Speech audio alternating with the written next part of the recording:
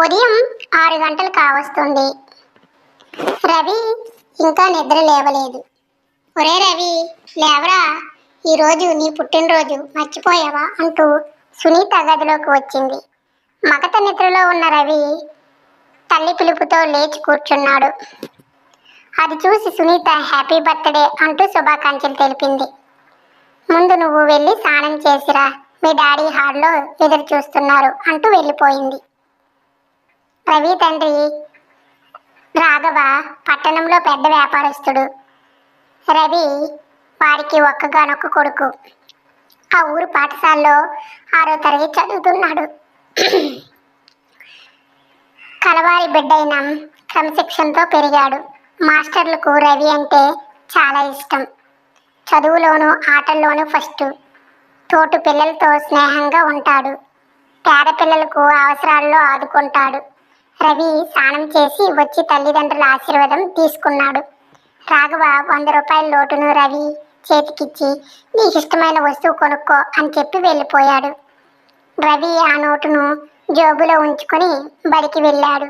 క్లాసులో Uma teacher mother Teresa పాఠం చెబుతుంది. అందులో మదర్ చేసిన సేవా కార్యక్రమాలను గురించి వివరిస్తుంది. పిల్లలంతా ఆసక్తిగా వింటున్నారు. అప్పుడు రవి పైకి లేచి మదర్ తెరీసా అంటే ఎవరు టీచర్ అని అడిగాడు. దీనజనులకు సహాయపడే తపనతో పరాయి దేశం నుంచి మన దేశానికి వచ్చింది. ఇక్కడ ఎందరో రోగపీడితులకు, అనాథ పిల్లలకు, వృద్ధులకు ఆసుపత్రులు, శిశు కేంద్రాలు, వృద్ధులు పునర వాసాలకు కేంద్రాలు స్థాపించింది. సేవాభావంతో వాటిని నడిపించి అందరి బాధలను తనవిగా భావించి వారి కోసం తన జీవితాన్ని అంకితం చేసింది.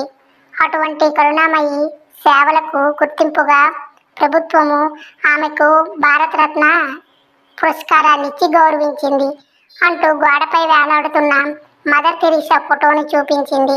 అది చూసి రవి మనసు భక్తిభావంతో నిండిపోయింది. ఇంతలో బడిగంట మోగింది. పిల్లలంతా బిలబిలమంటూ బయటకు వస్తున్నారు.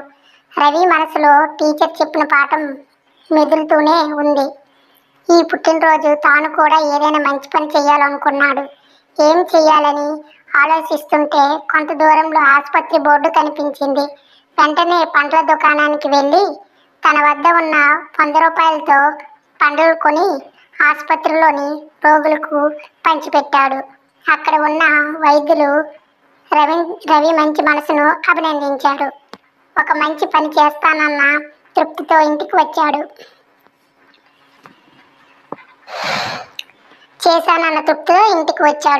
రవి రావడం తండ్రి గమనించి, ఒరే రవి, ఎందుకు ఆలస్యం వచ్చావు? బజారుకి వెళ్ళి ఏమైనా కొన్నావా అంటూ ప్రశ్నించాడు. తండ్రికి ఏమని జవాబు చెప్పాలో తెలియక అలాగే తల ఉంచుకొని నిలబడ్డాడు. కొడుకు మౌనం చూసి, రాఘవ, ఏమైందిరా నీకు అలా మౌనంగా ఉన్నావు అంటూ గద్దించాడు. అప్పుడు రవి జరిగిందంతా చెప్పి తండ్రి వంక భయంగా చూశాడు. అది విన్న రాఘవ ముఖంలో సంతోషం నిండిపోయింది.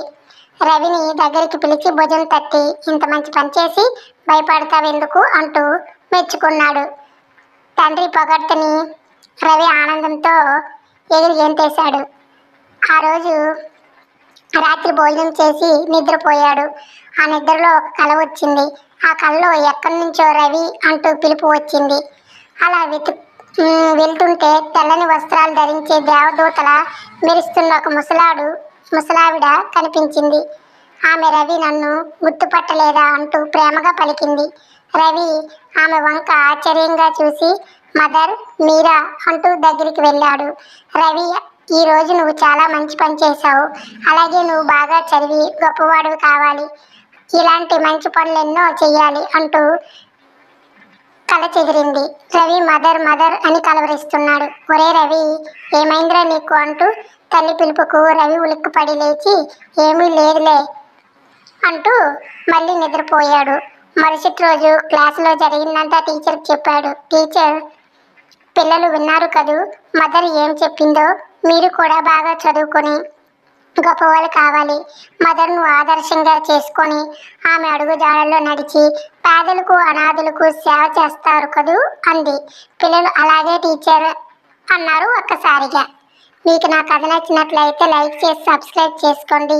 Thank you for watching. Have a nice day. మీరు కూడా మంచి పనులు చేస్తారని ఆశిస్తూ